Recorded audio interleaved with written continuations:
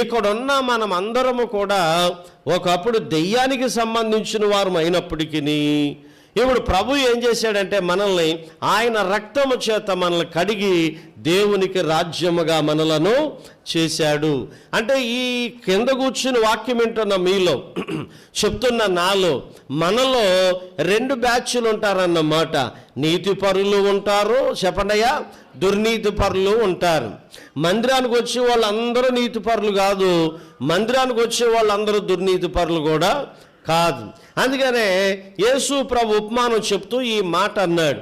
ఏమన్నాడంటే, ఆ శిష్యులు వచ్చి అడిగారు, ప్రభువా నీ పొలంలో గోధుమలు విత్తావు కదా, గురుగులు ఎక్కడి నుంచి వచ్చినాయి అని అడిగారు వాళ్ళు. ఏమి విత్తాడు ఆయన?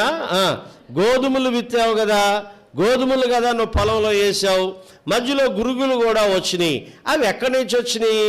మేము వెళ్ళి అన్నిటినీ కూర్చుతామనంటే ప్రభు అన్నాడు, ఒరే బాబా అలా వద్దు, ఒకవేళ మీరు గురుగులు తెస్తున్నప్పుడు గోధుమలు కూడా రావచ్చు, అంచేత రెండింటినీ ఏం చేయమన్నాడో కలిపి ఎదగని అన్నాడు.